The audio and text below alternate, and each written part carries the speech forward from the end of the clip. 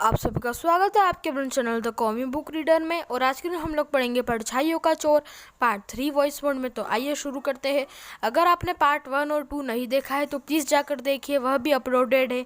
तो आइए शुरू करते हैं। और अगर आपने अभी तक चैनल को सब्सक्राइब नहीं किया है, नीचे कमेंट भी कीजिए, लाइक भी कीजिए। तो चलिए शुरू करते हैं।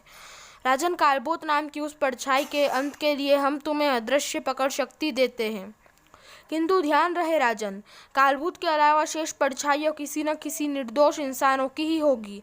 अतः कालभूत के सैनिकों से निपटने के लिए तुम किसी घातक शक्तियों वार का इस्तेमाल नहीं करोगे। मैं इस बात का विशेष ध्यान रखूंगा तिलस्मदेव। तब महामंत्री जी, महल के गुंबद पर श्वेत ध्वज लहरा दिया जाए। किंतु महाराज, समझ की चेष्टा करें महामंत्री जी। अगर कालभूत को श्वेत ध्वज लहराता हुआ नहीं मिला तो वह न जाने क्या कर बैठेगा। और मुझे पूरा यकीन है कि उस समय उस परछाइयों का मालिक भी अपनी परछाई को राज सिंहासन पर बैठता देखने के लिए वहां अवश्य उपस्थित होगा, और तब हम उसे घेर लेंगे। महल पर श्वेत ध्वज फहरा दिया गया।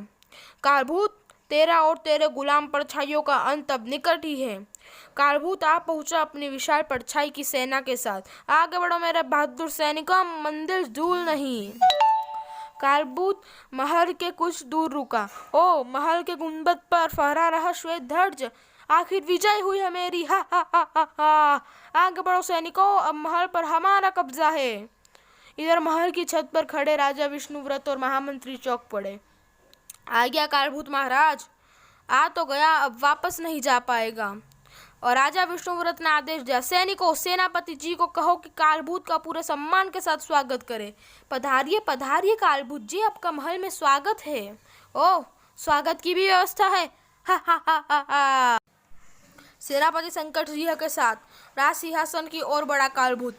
तुम्हारे महाराज वाकई समझदार है सेनापति संकट सिंह, लेकिन इससे पूर्व कि कालभूत सिंहासन ग्रहण कर पाता। ठहरो ठहरो कालभूत, इतनी क्या जल्दी है? ये कौन आया? हमें नहीं पहचानते कालभूत? ओ महाराज, हा हा हा। लगता है मेरा राज तिलक आप स्वयं करना चाहते हैं महाराज विष्णुव्रत। राज तिलक नहीं दुष्ट, तेरा अंत हम स्वयं करना चाहते हैं। अब चौंकने की बारी थी कालभूत की। क्या क्या मतलब? तेरा अंत समय आ गया है निकट दुष्ट कालभूत। अब तू यहाँ से जीवित बचकर नहीं जाएगा। यह सुनते ही कालभूत भयानक अट्टहास कर बोला, मुझे मारने की बात कैसे सोच ली राजा तुमने? पहले मुझ पर पकड़ कर तो दिखाओ, इस कोड़े से हम तेरी खाल खोल देंगे। राजा विष्णुव्रत कोड़ा लिए आगे बढ़ गए।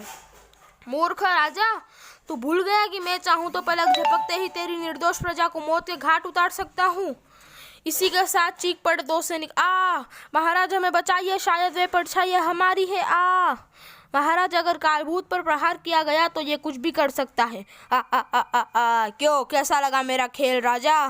कितना विचित्र होगा ना यह युद्ध। तुम्हारे सैनिक अपनी परछाइयों से लड़ेंगे और स्वयं अपने ही खातों खोद का कत्ल करेंगे। अब मैं बैठूं राज सिंहासन पर? उफ, लेकिन यह क्या? यह तो धोखा है। कालभूत आकर गिरा एक तहखाने में, धम। तभी, अब बोलो कालभूत। उस समय कक्ष में कोई नहीं था। अब कालभूत नहीं बचेगा सेनापति, और कालभूत के आदेश के बिना ये परछाइयाँ किसी पर आक्रमण नहीं करेगी।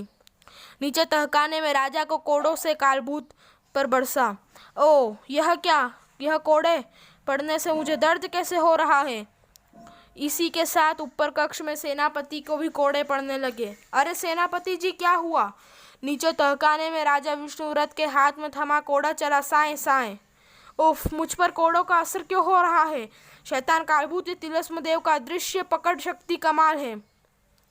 ऊपर कक्ष में खड़े सभी लोग चमत्कृत से वह दृश्य देख रहे थे। यह किसा चमत्कार है? सेनापति को भी कोड़े पड़ रहे हैं। कुछ सोचते सोचते उछल पड़ा महामंत्री। महामंत्री भी कोड़े लिए ही कालभूत के पीछे गए हैं। इसका मतलब, उफ। नीचे तहखाने में विष्णुव्रत राजा और कालभूत में छिड़ा था भयानक द्वंद्व। बस राजा, अब तू मरेगा कालभूत के हाथों। कालभूत ने राजा विष्णुव्रत को उछाल फेंका। कालभूत ने किया एक शक्तिशाली प्रहार। कालभूत ने भला उछाल फेंका। कालभूत ने गदा खींच मारा। इसे और प्रहार करने से रोकना होगा। राजा विष्णुव्रत ने उठा ली तलवार। अब शीघ्र ही तेरा अंत होगा दुष्ट। कालभूत ने उठाया गंडास। हा हा हा, अब तू नहीं बचेगा राजा। दोनों के शस्त्र आपस में भीषण ध्वनि करते हुए टकराए। राजा विष्णुव्रत ने तीव्र होकर भरी जय तिलस्म देव। कालभूत ने फिर हुकारा लगाया जय शैतान देव। एक बार फिर विद्युत सी कौंधी और कड़ाक कड़ाक अगले ही पर गूंज उठी कालभूत की चीखें, मर शैतान। उसी समय ऊपर कक्ष में निकली सेनापति की भी चीखें, और दुष्ट कालभूत का अंत हो चुका है महामंत्री। सेनापति की ओर देखते चौंक पड़े राजा विष्णुव्रत। सेनापति जी की ये हालत कैसे हुई महामंत्री जी? महाराज, दरअसल कालभूत मेरी परछाई थी। ये सेनापति ने अपने वस्त्रों में छिपी एक मणि निकाली, फिर बोले, ये मणि मैंने एक साधु को मारकर प्राप्त की थी। इसमें चमत्कार से मेरे परछाइयों का राजा बन बैठा और फिर देवालय पर भी अपना अधिकार करने की चेष्टा की। मुझे क्षमा करें महाराज। इसी के साथ सेनापति के प्राण पखेरु उड़ गए और परछाइयों का अंत हो गया है महाराज। इस दुष्ट के मरते ही कालभूत की सारी सेना भी गायब हो गई, किंतु सेनापति को इस रूप में देखना पड़ेगा, यह हमने नहीं सोचा था। तभी गूंजा एक स्वर, वत्स विष्णुव्रत, कालभूत की मृत्यु के साथ ही हमारी दी हुई शक्ति हमें वापस मिल गई।